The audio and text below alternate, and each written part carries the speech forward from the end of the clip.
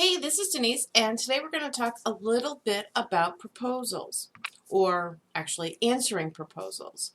So if you're a member of IVA or the Global Alliance of Virtual Assistants or Virtual Assintantville or any of those other kind of places where potential clients go and submit a request for proposal or RFP, here's a few tips when it comes to responding to them.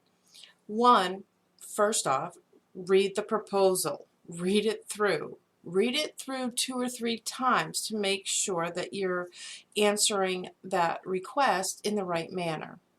Look for words that differentiate between someone who is looking for an employee as opposed to looking for an independent contractor. Look at the words to see what this person is like.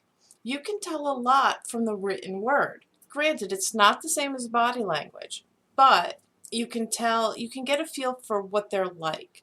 You may be able to tell what their technology skills are or not. So read through that. Dig deeper. Don't just read the words, read the connotation and the meaning and the subjectiveness behind those words. Okay, so now you found something that you actually want to reply to. You found someone that sounds awesome. Yay! The next thing you want to do is never send a resume. You're not an employee, and you're never going to be an employee. You, as a virtual assistant practice owner, are that. You are a business owner. So never send a resume. Ever. Ever, ever.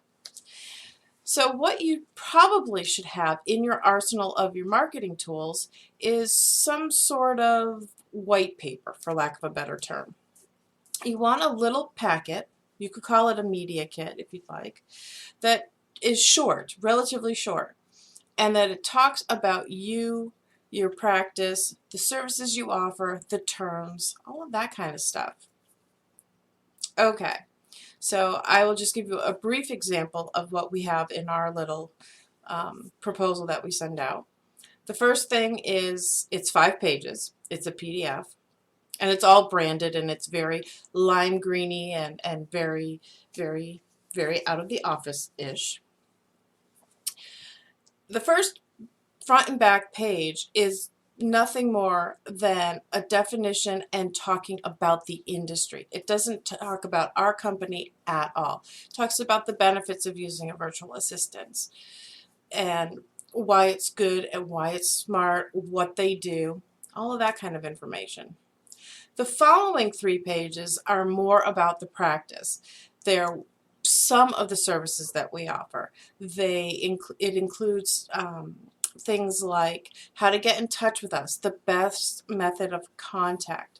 For example, if any client requires that I text them, like literally using text on my phone, that's not going to work for me because honestly, half the time I can't find my phone. And I'm not a big cell phone lover to begin with. It also includes our rates, our standard rate and our retainer rate, the definition of the difference between a standard rate and a retainer rate because some potential clients may not understand what that is, and all of those kind of details. So that basically once they've read your email proposal and the attached PDF, they know pretty much what it's going to cost them, how it all works. They may not understand the finer details, but they have a broad strokes understanding of how it all works. Okay, now when it comes to composing the email to the potential client, this is where it's going to vary depending on you, your brand, your company, and the potential client. I personally am very fussy about who we decide to partner with. So I make sure that the initial email, while pretty professional, is still very reflective of me. It is more conversational than a bunch of I've done this and I've done that and we do this and we do that and I've increased social media likes by this percentage and yada yada yada.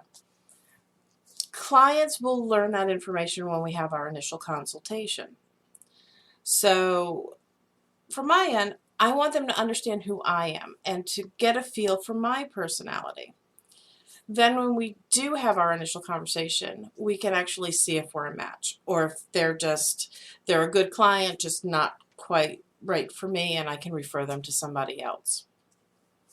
So just keep those things in mind. Never send a resume. Make your email part of your proposal reflective of you. Now, obviously, if you're a legal or real estate virtual assistant and you're talking with, well, hate to say it, guys, but the corporate stuffy kind of people, then those kind of proposals are going to be a little more professional and less informal. But, you have to tailor it to your business and to your brand. And finally, attach some sort of white paper or media kit that explains your process, how everything works, and make it branded so that it's reflective of you and your practice. Until tomorrow.